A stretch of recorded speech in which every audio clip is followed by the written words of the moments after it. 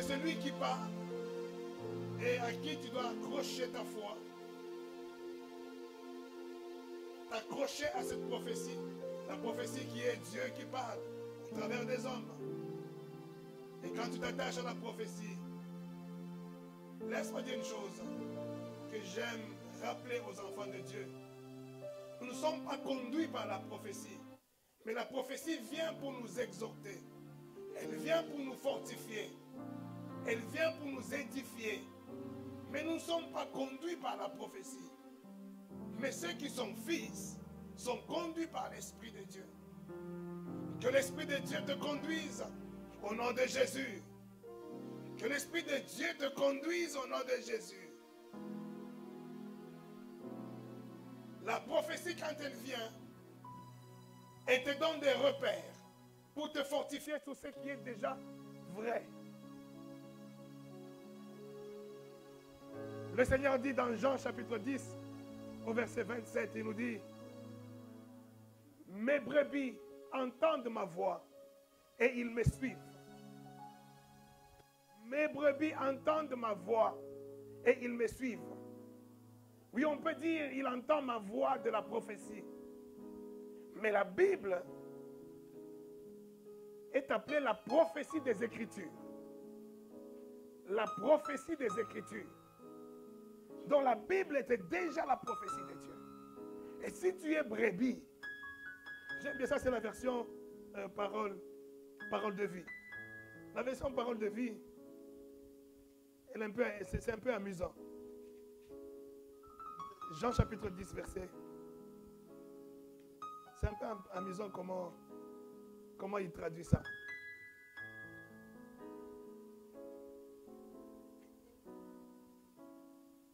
Jean 10.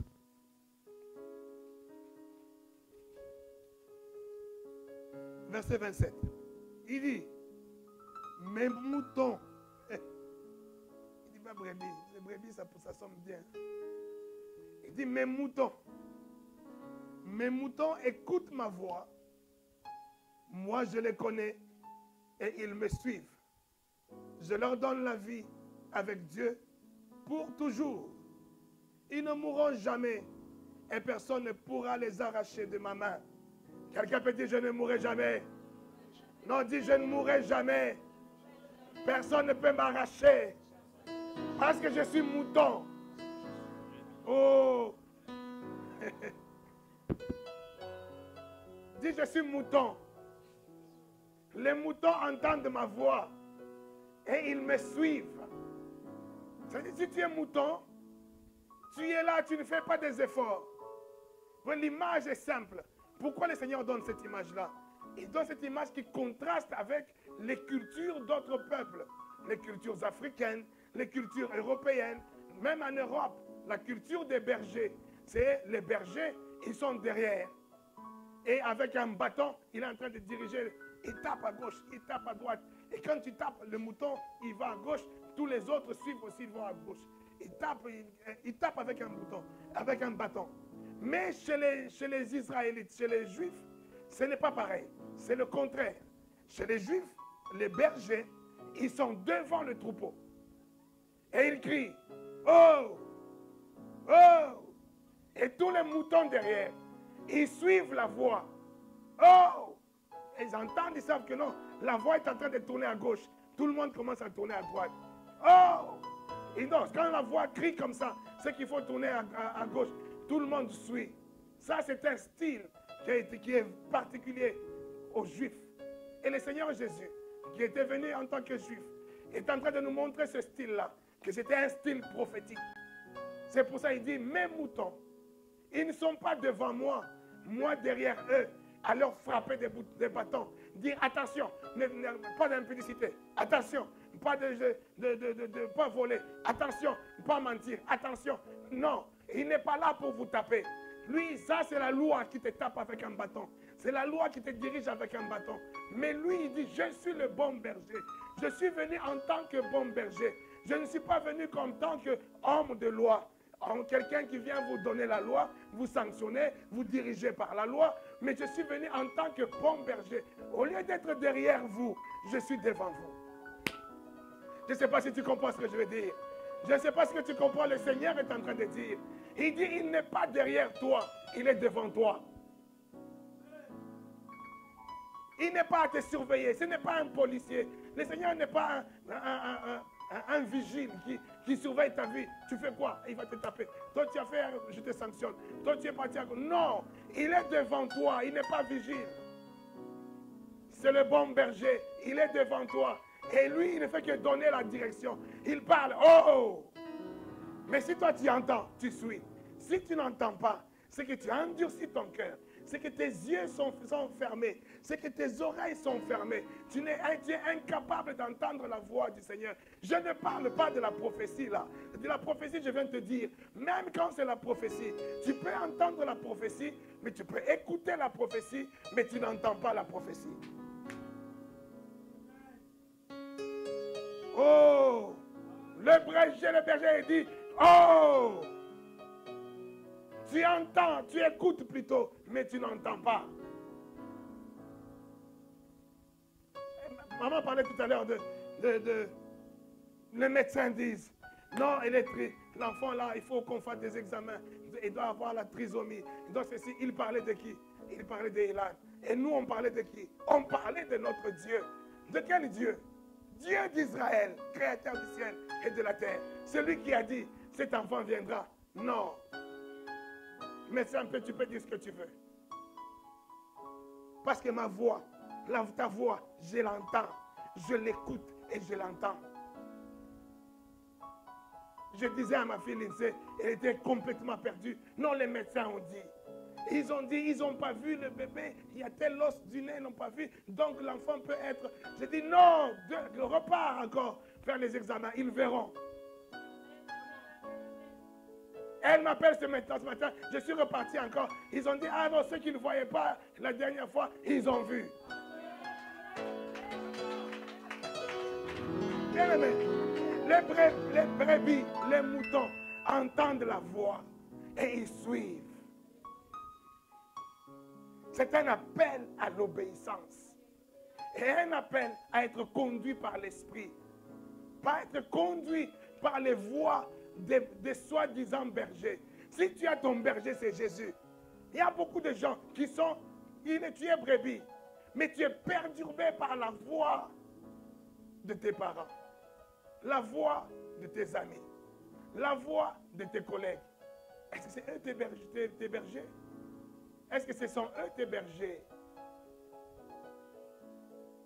Non, non, mon collègue m'avait dit, il ne faut pas faire comme ça. Non, non, mon ami m'avait dit. Non, mon père m'avait dit. Non, ma mère m'avait dit. Je respecte que ta mère te dise. Je respecte que ton père te dise.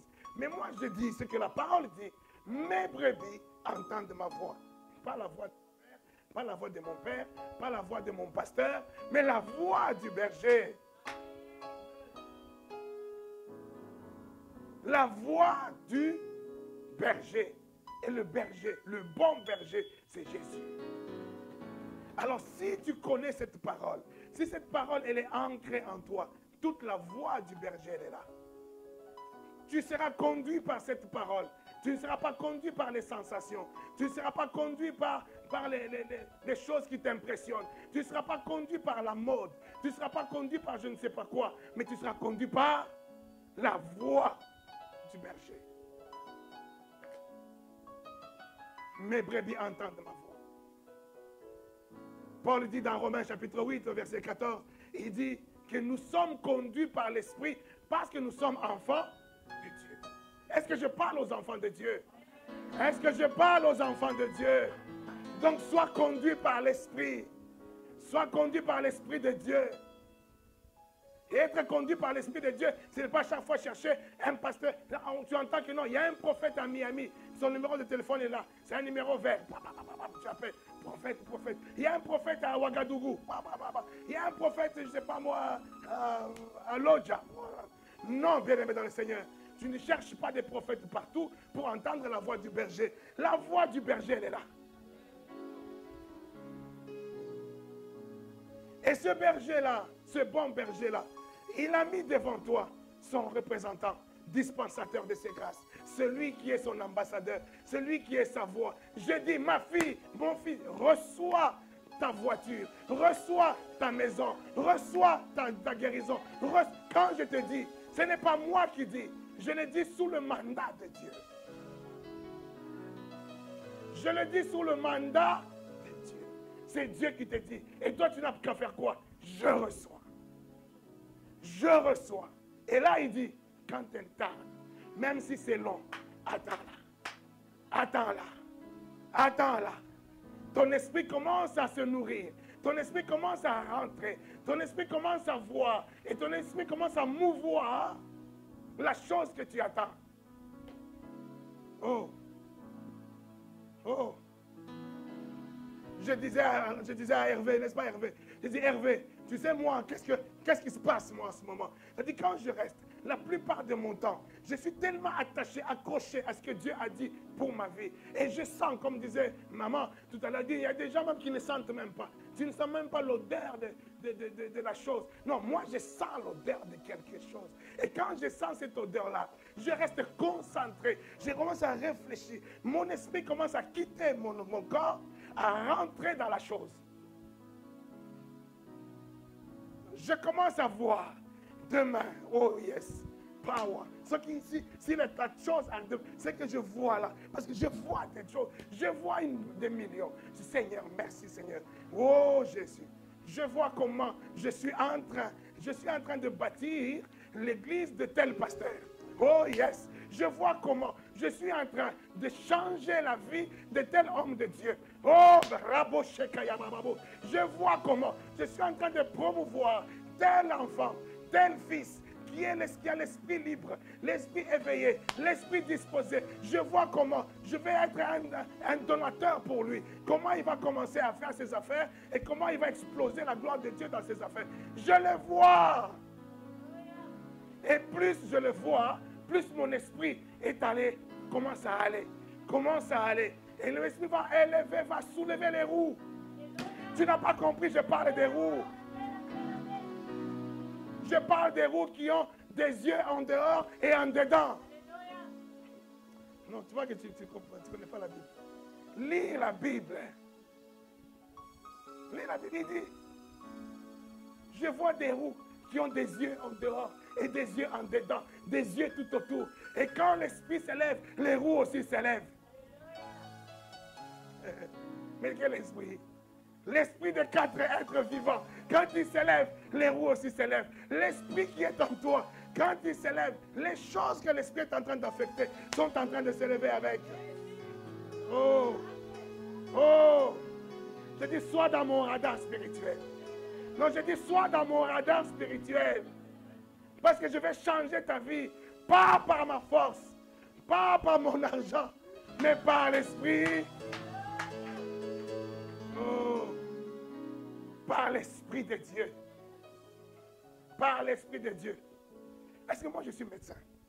Est-ce que moi je suis biologiste? Est-ce que moi je... Oh, ma femme, je t'avais imposé la médecine. Ma femme, tu crois que tu vas avoir cet enfant? Oui. Tu vas maintenant avoir ce garçon. Au nom de Jésus. Et après, je deviens tranquille. Les médecins disent non, non, regarde comment il est en train de saigner. Il saigne. Dès le 2e mois, ça saigne. Tout ça, il va avoir des infections. Ce n'est pas bon. Il faut qu'on enlève. Je dis, ma femme, je ne sais pas comment expliquer ces choses-là. Mais cet enfant-là viendra. Oh non, il faut qu'on fasse des tests. L'enfant est peut-être trisomique. Et ceci, ma femme me dit non, non. Ça, c'est faux. Il faut qu'on fasse des... Ah, je connais ces examens-là. Il y a des gens qui m'ont dit quand on fait ces examens-là de ponction, je ne sais pas quoi, là, pour faire des tests si l'enfant sera trisomique ou pas, généralement, ça déclenche des fausses couches et tout ça. Il dit, on ne fait pas. Ils gardent leurs examens.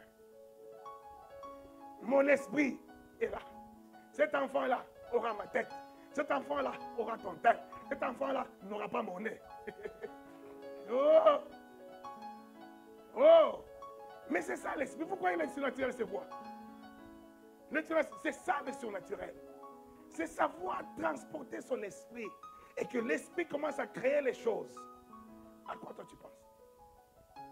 À quoi toi tu penses? Toi tu penses qu'on critique. L'autre il m'avait dit ça, l'autre il m'a fait ça, l'autre il m'a fait ça. Quand est-ce que tu vas penser aux choses qui vont être soulevées par l'Esprit de Dieu?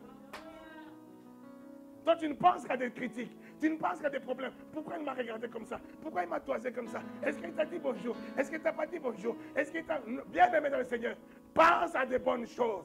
Pense aux choses qui rendent gloire à Dieu. Pense aux choses qui sont conformes à la voix du berger, la voix du bon berger. Et là-dedans, il dit, celui qui est conduit par l'Esprit n'accomplira pas les désirs de la chair. Parce que les désirs de la chair sont contraires à ceux de...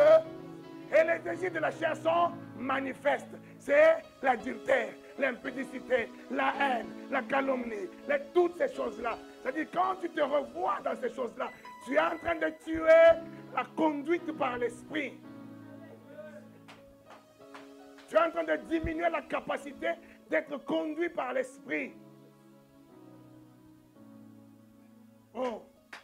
Au lieu de faire la chose qu'il faut pour être conduit par l'Esprit, toi tu dis, ah, je vais faire des choses, je vais en jeûne. Une semaine de jeûne et prière. Mais tu sens ta bouche là, il n'y a que des critiques, il n'y a que des choses qui ne sont même pas en rapport avec la parole de Dieu. Mais ton jeûne et prière, ça servait à quoi? Toi tu crois que le jeûne et prière, ça va influencer Dieu? Non. Le jeûne et prière n'influence pas Dieu.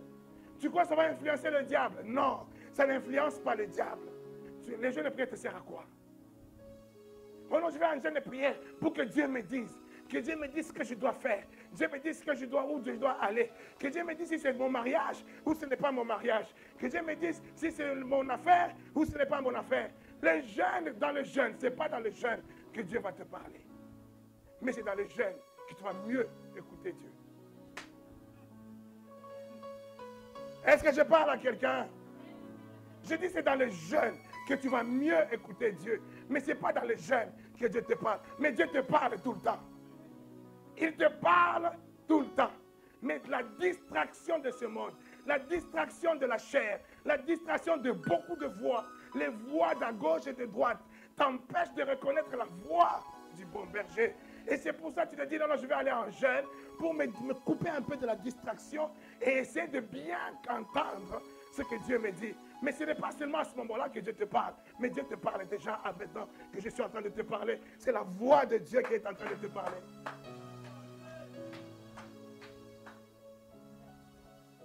Je dis à quelqu'un, fais attention. C'est quand tu es en train de traverser le pays de Benjamin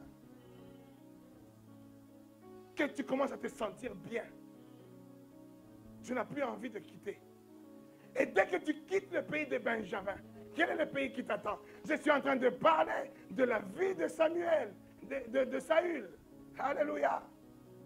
Je suis en train de parler du roi Saül.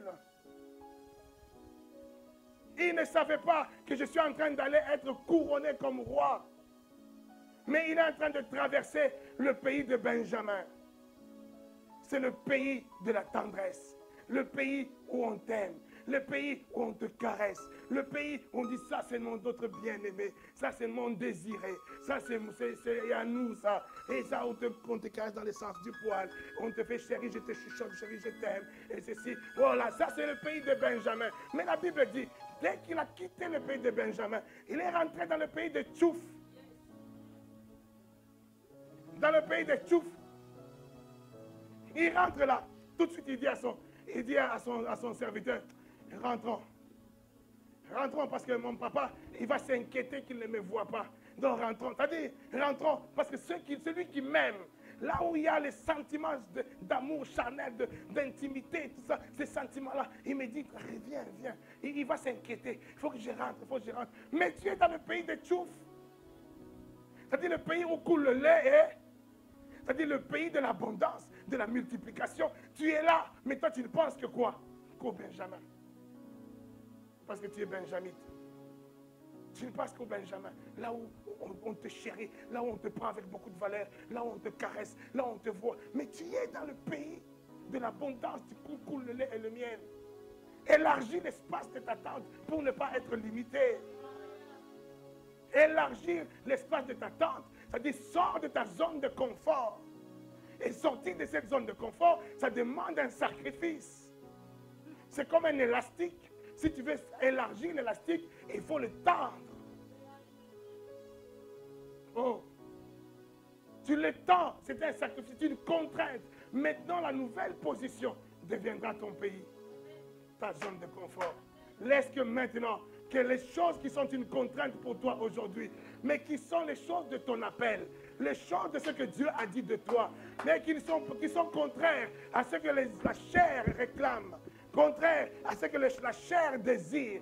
Mais tu sens que l'Esprit m'appelle, que cela soit ta nouvelle zone de confort, que le pays des Tchouf soit ta nouvelle zone de confort, que le pays de l'abondance te soit révélé totalement, pleinement, même si c'est un pays de contraintes, même si c'est un pays où personne ne s'occupe de toi, personne ne te regarde avec des beaux yeux, mais c'est ce pays-là dans lequel Dieu veut te bénir.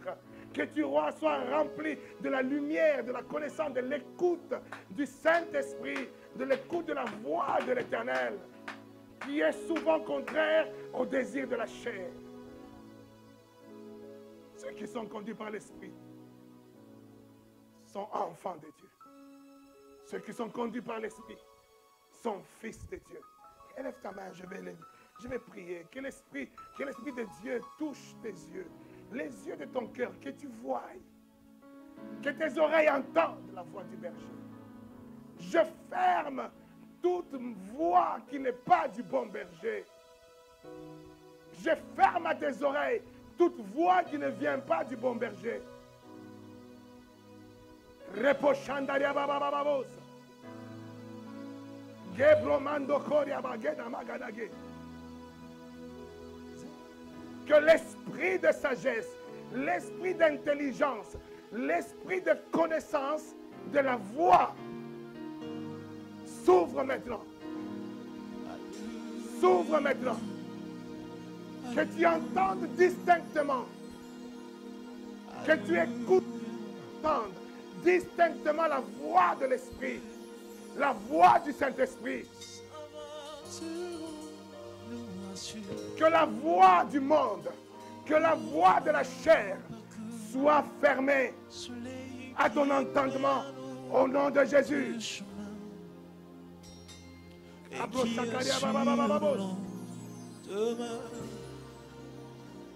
Que ton esprit grandisse, que ton esprit croisse, que ton esprit se développe, que ton esprit voie ce que tes yeux de la chair ne peuvent pas voir, que tu voies les yeux ouverts, que tu voies les yeux fermés.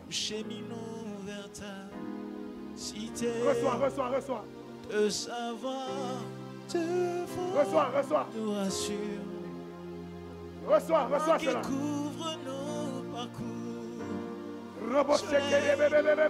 Éclaire notre chemin et qui assure nos lendemains. Pas à Pas la main dans ta main. le voyage de pèlerin ensemble avec tes rails. Je t'ai touché mille ans, Jésus, de savoir devant nous rassure. Moi qui couvre nos parcours, le soleil qui éclaire notre chemin, qui assure nos. Il y a celui qu'on appelle l'ennemi. L'ennemi, c'est un contrefacteur. C'est un contrefacteur. Il ne peut rien créer. Il ne peut rien créer. Il ne fait que contrefaire ce que Dieu a déjà fait. Ne t'attache pas à du voyeurisme, à de la voyance. Ne t'attache pas à des sensations, à des sensationnels, à de l'hypnose, à des choses de ce genre. Mais Dieu te donnera le véritable, l'original. L'original.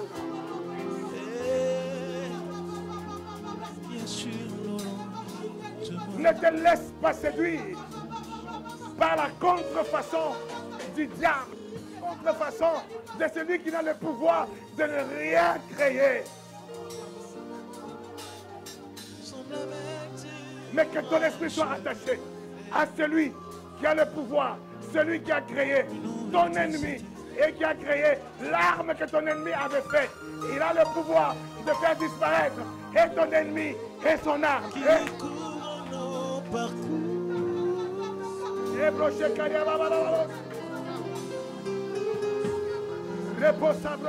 Cheminons Jésus, pas à pas, la main dans ta main.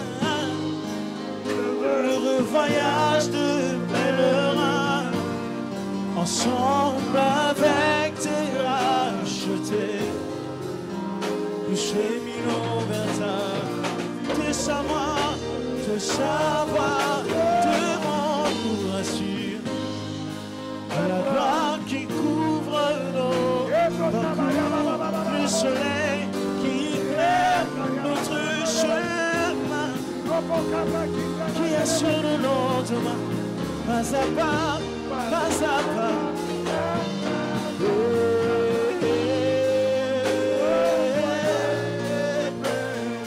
Ensemble avec ses rachetés, nous cheminons. Et savoir, te rends-moi sur Jésus, couvre nos parcours, le soleil qui éclaire notre chemin, qui éclaire notre chemin.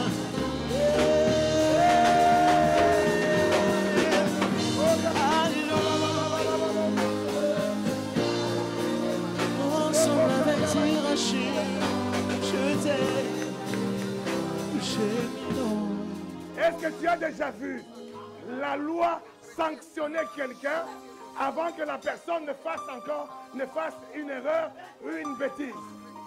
La loi ne sanctionne pas avant, parce que la loi, elle est toujours derrière. La loi te surveille. La loi, elle est là pour te guider. Mais moi, je te parle du bon berger. Celui qui n'est pas derrière pour te surveiller.